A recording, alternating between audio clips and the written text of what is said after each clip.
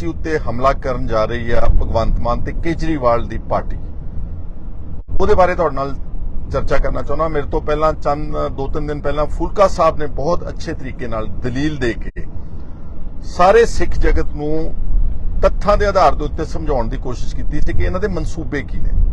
देखो गल इह आ कि साडे बादल परिवार दे नाल 100 वार पोलीटिकल डिफरेंसेस हो सकदे ने और ये भी काफी हद तक ठीक मन्निया जा सकता कि SGPC और अकाल तख्त साहब नूं वर्गे जिहड़े प्रीमियर इंस्टीट्यूशनस ने उन्होंने पिछले कुछ दहाकियां तो उन्हां दी दुरवरतों की। पर याद रहे कि SGPC वाहद एक सिखां दी इलैक्टेड बॉडी आ जिहड़ी कि बहुत घालणावां तो बाद बड़े जद्दोजहद तो बाद बड़े मोर्चे ला के ननकाना साहिब दा, गुरु के बाग दा मोर्चा, चाबियां दा मोर्चा, उस वक्त दे महंतां ते मसंदां नूं गुरुद्वारे चों कढ के सिखां ने बड़ी मुश्किल दे नाल जिहड़ा सीगा गुरुद्वारा एक्ट हासिल किया।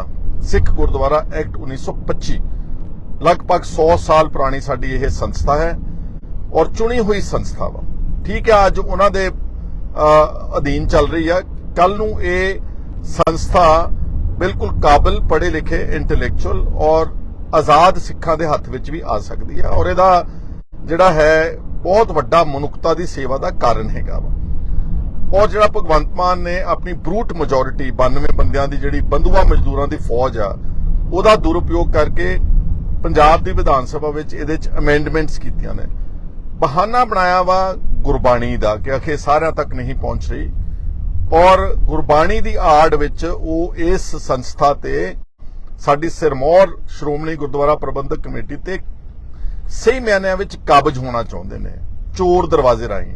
पर शायद भगवंत मान ते केजरीवाल ने पंजाब दा इतिहास नहीं पढ़िया। अगर आप चलिए वापस एग्जैक्टली 1959 दे विच जनवरी दे विच बिल्कुल इसे तरीके नाल सरदार प्रताप सिंह कैरों जिहड़े मुख मंत्री सी उन्हां ने भी इच्छा जताई कि एक बार आपां किसी तरीके ते SGPC ते काबज हो जाइए ताकि अकाली दल नूं डिसलॉज किया जा सके, क्योंकि जब तक SGPC तुहाडे कोल नहीं गी उन्हां नूं ऐ लगदा कि असीं पंथक पॉलिटिक्स ते हावी नहीं हो सकदे। उन्होंने भी इदा ही पंजाब की विधान सभा बुला के एक मता पास करके अमेंडमेंट कर दी उस वक्त के एक्ट में। हालांकि उदों ये कला पंजाब का एक्ट सीगा, इंटरस्टेट एक्ट नहीं सीगा। तो बड़ा शोर मचा। मास्टर तारा सिंह जी एक बड़े सादे जे सिख सीगे, उन्होंने बड़ी वो अकाली दल के प्रेजिडेंट से उन्होंने बड़ा ऐलान किया एजिटेशन का और दिल्ली में बहुत बड़ा इकट्ठ भी होया 1959 के विच। अल्टीमेटली बिल्कुल 1960 के शुरुआत में उस वक्त के जिहड़े प्राइम मिनिस्टर सी पंडित जवाहर लाल नेहरू उन्होंने मास्टर तारा सिंह होना नूं एक चाह के कप ते बुला के मीटिंग ते सद्दिया और उत्थे ये अंडरस्टैंडिंग की कि अगे तो भारत की सरकार या पंजाब की सरकार SGPC की मंजूरी तो बिना उन्हां दी सहमति तो बिना कोई भी कानून जिहड़ा उहदे च कोई छेड़छाड़ नहीं करेगी। ये इतिहास बोलदा वा।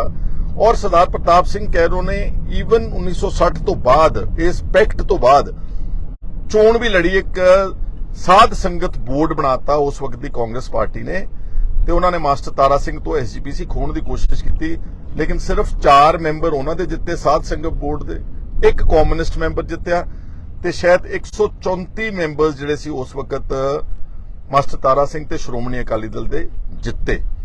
ते भगवंत मान हुण उहदी कोशिश है कि उही साध संगत बोर्ड बना के चोर दरवाजे राहीं SGPC, क्योंकि SGPC कोल बेतहाशा बजट है, बेतहाशा गुरुद्वारा साहब ने, बेतहाशा साडे कोल जिहड़े एजुकेशन ते हैल्थ केयर दे इंस्टीट्यूशनस ने।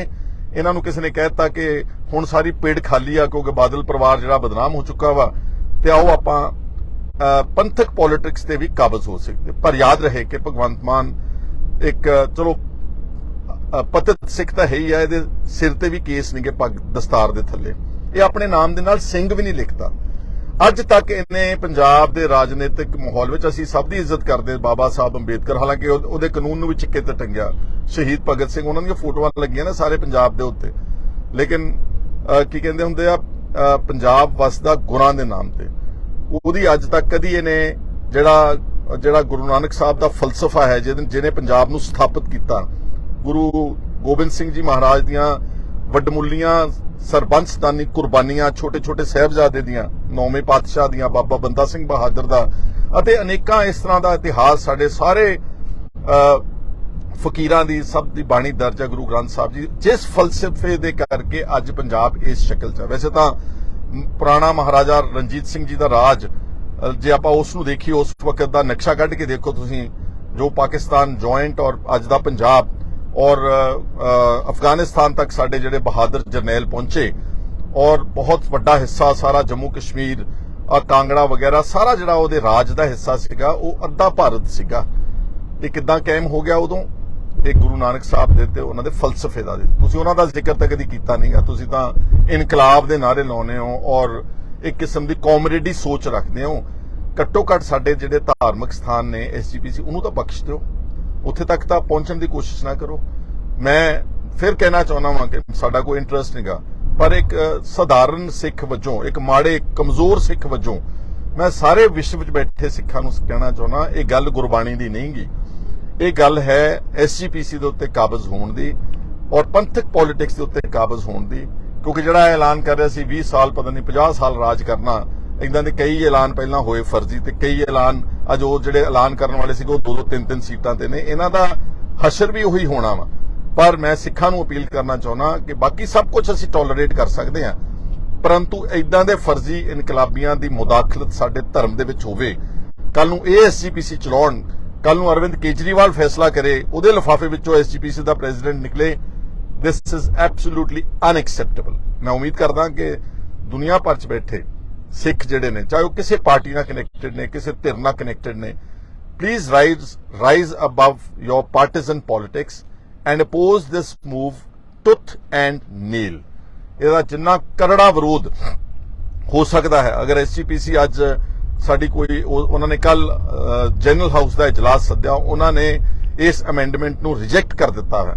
ਤੇ ਜੇ ਤੁਸੀਂ ਆਪਣੇ ਦੇਸ਼ ਦੇ ਪ੍ਰਾਈਮ ਮਿਨਿਸਟਰ ਦੀ ਕਦਰ ਸਮਝਦੇ ਹੋ, ਉਸ ਵਕਤ ਦੇ 1960 ਵਿੱਚ ਉਹਨਾਂ ਨੇ ਜਿਹੜੀ ਗੱਲ ਕੀਤੀ ਸੀ ਕਿ ਐਸਜੀਪੀਸੀ ਦੀ ਪ੍ਰਵਾਨਗੀ ਤੋਂ ਬਗੈਰ ਕੋਈ ਕਾਨੂੰਨ ਨਹੀਂ ਬਣਾ ਸਕਦੇ, ਤਾਂ ਇਹ ਕਾਨੂੰਨ ਭਗਵੰਤ ਸਿੰਘ ਮਾਨ ਤੇ ਕੇਜਰੀਵਾਲ ਨੂੰ ਤੁਰੰਤ ਵਾਪਸ ਲੈਣਾ ਚਾਹੀਦਾ, ਨਹੀਂ ਤਾਂ ਇਹਦਾ ਜੰਮ ਕੇ ਤੇ ਡਟ ਕੇ ਵਿਰੋਧ ਕਰਾਂਗੇ। ਅੱਜ ਮੇਰੇ ਨਾਲ ਜੁੜਨ ਵਾਸਤੇ ਤੁਹਾਡਾ ਸਾਰਿਆਂ ਦਾ ਬਹੁਤ ਬਹੁਤ ਸ਼ੁਕਰੀਆ। ਵਾਹਿਗੁਰੂ ਜੀ ਕਾ ਖਾਲਸਾ, ਵਾਹਿਗੁਰੂ ਜੀ ਕੀ ਫਤਿਹ।